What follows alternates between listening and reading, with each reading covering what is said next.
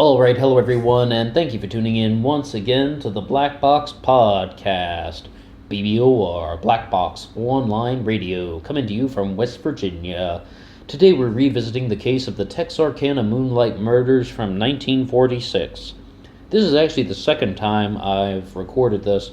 I did the first recording completely. I was going to put it on YouTube, then I was like, well, I think there's some things that I overlooked in the first recording that I didn't get to say that I should have said. So let's try this again, and hopefully this one will come out a little bit better and we'll get all the information. Also, I need to say that I've done a handful of uploads on the Texarkana Moonlight Murders here on this channel, and I'm hoping to go back and number them all so that people can kind of see what they're like in order, because this was a case that was suggested to us by one of our listeners. So I just think that I'm a newcomer to the case, and you can kind of see what it's like for someone who is kind of going through the stages of discovery and learning about the case. This is kind of how someone who is brand new to the case has been learning about this over the last several months. I don't know, maybe that'll help somebody look at the case in a different way, and someone is going to have that aha moment when they kind of connect the dots in a different way and they get a little bit more perspective on the issue. Alright, well, let's get right into this. We're dealing with a serial killer from 1946, from the months of February to the month of May in the town of Texarkana. This is one of the older cases that we've talked about on this channel. And with this particular one, and once again, as I mentioned, we've done a handful of uploads, so we're not going to go back and rehash all of the basic information. What we can say is that we've talked about the two major suspects a lot, Yule Swinney and Duty Tennison. In the most recent upload, I mentioned the possibility that this could be a third person altogether. Like, if this is any sort of sexually motivated crime, I mean, like someone who is killing because of urges, like, that they can't control. What I call the unidentified sexual predator. I mean, it could be a third person altogether. The motivation for this upload today is I'm really leaning toward the possibility that this was not Yule Swinney and that this was not Duty Tennison. Why are we presenting it this way? Well, one of the videos that I saw on this case was a presentation from Jeremy Kennington, and he's a great researcher on the Texarkana Moonlight Murders, and it's actually been said that most of the Wikipedia for this case is from the work of Jeremy Kennington. Like, they've taken his material that he has compiled over the years, and he has the source material that kind of became the Wikipedia. So the stuff that's available to the general public is pretty much been taken from the material that Jeremy Kennington has compiled over the years. John Tennison is the other main researcher that I was looking at for this one. And, they have lots of videos and presentations and public appearances talking about the Texarkana Moonlight Murders and the Phantom Killer. Great stuff there. I would say the absolute best material that I found on that, but I would like to read some more hard copy sources on the case as we can get more into it. But there's a line from Jeremy Kennington when he's like, I'm not saying it's Yule Swinney, I'm not saying it's Duty Tennison, it could have been one, it could have been the other, it could have been neither of the two. And I was like, wait a second, that's double talk, that's just a cop-out, that's not a fair answer. It could be this guy, it could be that guy, it could be somebody else. Obviously, right? Then, once I started to get more into the case, I was like, hey, I take it back. That's the only honest answer that we have. But at the same time, today, I wanted to try and look at the possibility. The theory that I'm going with now is that the murderer, the Texarkana Moonlight Murders, the Phantom Killer, was not Yule Swinney. It was not Duty Tennison. I'm not just throwing out some sort of theory. I'm kind of saying what I genuinely believe at the current time. It was somebody different. Why not Yule Swinney? Why not Duty Tennison? Because the evidence against these two suspects is starting to pile up. What we have is two confessions. One from Yule Swinney's wife, Peggy Swinney. She recanted it. Duty Tennison confessed to the crime as well. He recanted his confession as well. And Duty Tennison did it a little bit differently. He did it in a series of notes. He confesses it to one where he confesses to murdering the 5 victims. Then there's a different note that said, please disregard all previous notes. He recants the confession. Not to mention, Duty Tennison also had an alibi on the night of one of the murders. A sort of friend of his came forward and was just like, no, on the night of, I believe it was the murder of Virgil Starks, which was the final murder victim, and Virgil Starks' wife was also shot. They were listening to the radio program, and they were shot through the window. They were both shot, right? So, it was that night that somebody provided an alibi for Duty Tennison. Recanted the confession. Alibi. And with Yul Swinney, I've said very clearly, I believed he was involved with some more serious criminal activity. I believe he was involved with something that could have potentially been murder. He might have murdered somebody else. He might have been involved with just another heinous crime, but that does not necessarily make him the Phantom Killer. Look at the ambiguous statements associated with Yul Swinney. Oh, you've got more than just stealing cars on my record. You've got more than that on me. Are you going to give me the chair? You've got me for more than stealing cars. Ambiguous statements. That does not necessarily mean that he committed these 5 murders and injured the other victims in Texarkana. Like I said, it's very possible he could have been involved with even a different murder or a different heinous act. I mean, something such as rape, kidnapping. I don't even want to list other heinous activities. But that does not necessarily mean that he was involved with the Texarkana Moonlight Murders. And we have to bear in mind that if Yul Swinney is going to be making statements like that, he completely denied that he was the Phantom Killer. He rejected his wife's statement that my husband is the Phantom Killer. And I don't necessarily think that Peggy Swinney was lying. I think perhaps at one time she genuinely believed that that was her husband. He was a criminal. He was involved with stealing cars. I mean, he had a long history of criminal behavior. And perhaps she thought that he was genuinely involved with the Moonlight Murders. I mean, that's just my gut instinct, my sort of initial first impressions of the case, and my kind of interpretations of the material that I've read and the videos that I've seen here online. That's just my first impression about Yul Swinney. As you can kind of tell, I kind of had a stronger leaning toward Duty Tennison being the Phantom Killer. About an hour prior to this recording, I was reading over Duty Tennison's suicide note, and I thought of 2 things, and we'll say the first one. The first one was that this was some guy who confesses to the crime and then he retracts the confession. Why? Because he didn't do it. It's more just like he wanted glory. I'll just get right to the heart of the issue.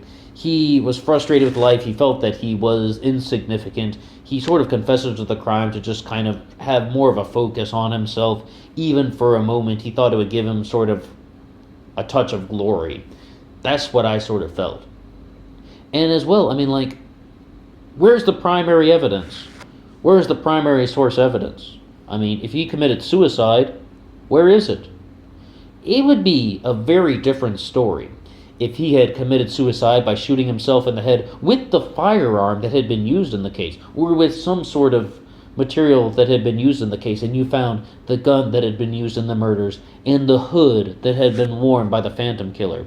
If he had found something like that, if you had found that in Duty Tennison's room, hook, line, and sinker, boom. That guy's your perpetrator. Or at the very least, that guy is most likely your perpetrator, right? But that type of physical evidence is not present. And when that is partnered with somebody providing an alibi for him on the night of the murder of Virgil Starks, that's also something that is against them. And when you start to put those things together, you're like, wait a second. It's most likely that this guy didn't do it. He's giving riddles to the police in his kind of suicide notes about the combinations of his lockbox and stuff like that. He wanted to kind of get people thinking about him. But at the same time, why did he recant to the murders? Because he didn't actually do it. He's just toying with people because That's all he knew how to do. And at the very last line of his suicide note, he says that he should have spent more time with with people in his own age group than sitting in his room dreaming. He wasn't very good at socializing, so this is kind of what he did. This is kind of his personality. That was the type of person that he was. He played these little games. He liked sort of to keep people kind of running in circles around him, always guessing. That's the kind of impression that I had about Duty Tennison. Like I said, I had definitely thought it was a more likely suspect than Yul Swinney. But then again, he's just playing games with these little riddles and stuff. It doesn't necessarily mean that he is indeed the Phantom Killer. He's toying with the police because that's the type of person that he was. And I do have to emphasize toying with them, as opposed to actually committing the murders and then confessing. Because first he confesses in one note, then he recants in the other. You get the idea. Now, let's provide a little bit of counter-argument. What could be a different motivation for someone to confess in one note and then recant the confession? Because Duty Tennison is very clear. He writes that, he murdered these 5 people, and in the suicide note he says, "It doesn't matter, the police will find me wherever I go and they will bring me back to this." I mean, that sounds like someone who's talking about committing the Texarkana Moonlight Murders. Right? Well, I don't necessarily think that, we're talking about the counter-argument right now. The motivation for that could have been he didn't want to deal with the backlash. He didn't want his family to deal with the backlash. He's confessing to the police. He's telling them what happened. But at the same time, he didn't want any of the backlash to fall on relatives, anyone who was associated with him in the past. I mean, he sort of, because the suicide note from Duty Tennison is very sad and somber. I was about to use the word pathetic to describe it, but not pathetic in our common sense, pathetic in sort of the Greek sense, meaning that it triggers emotion. It's a very emotional and sort of, like I said, like a somber, downturned kind of call to the world, where he's like, I should have spent time with people in my own age group instead of spending time in my room dreaming. I should have listened to mom and dad. One of the things that we're still talking about counter-argument. I keep wanting to get back to the original point, but I mean, that's just a very emotional thing. So this guy wants to confess, he wants to leave the world, and he wants to let the police know what happened, but at the same time, not have the backlash fall on his family. Alright, that was my sort of thing that I thought it could possibly be that way. And also, he's confessing. Then he retracts the confession. He's still going to keep people guessing to the end of time.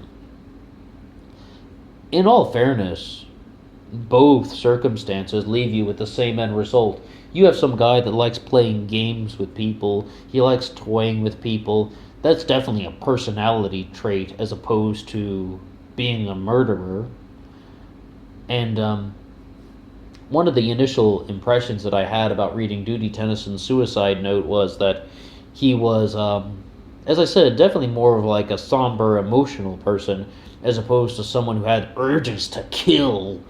I mean, did he have urges to kill, or did he have urges to do things like write riddles and play little mind games with people because he got off on that stuff as opposed to socializing and having normal relationships? That's just my first impression. I'm definitely thinking it's the latter, that he's just some guy who enjoyed sort of playing little tricks on people. Little tricks are not murders. That's kind of bringing us to where we are today, to the motivation for this upload. And excuse me for going off on that really kind of distorted thing, but I wanted to provide a little bit of counter-argument to talk about something that I had been thinking about. I was like, wait a second, maybe there could be a motivation where we have a scenario where Duty Tennison is indeed the Phantom Killer. But the thing I would have to say about that is, I'm really not thinking that it was him. You know, like what I genuinely believe, that it was not Yul Swinney and it was not Duty Tennison. The evidence doesn't seem to support it in both cases. The evidence is flimsy. And we're not talking about 2019, the time of this recording, looking back and just being like, well, what about this and that? We're talking about 1946 to 1948, when the police were going through the things firsthand, and they weren't able to compile any sort of damning evidence. Is it any sort of accident that they don't have damning evidence for Yul Swinney and Duty Tennison? I don't think so. I don't personally think so. I think the evidence is missing because it was not one of these two individuals. Once again, Yul Swinney was most likely involved with some other heinous crime. Duty Tennison was some guy that just liked trickery and kind of trolling people because he didn't know how to socialize. He wrote it in his suicide note that he should have socialized, that he should have had more friends. That's the kind of approach that we're taking today.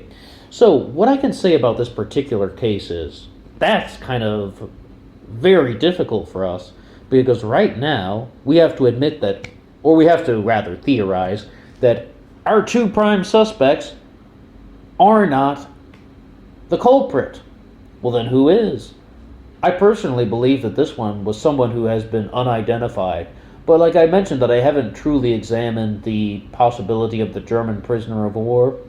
I would like to look into that, but it's very possible that the Phantom Killer was someone who isn't even on the radar of the researchers. I mean, it's kind of Joe Schmo from 1946 who was in the town of Texarkana.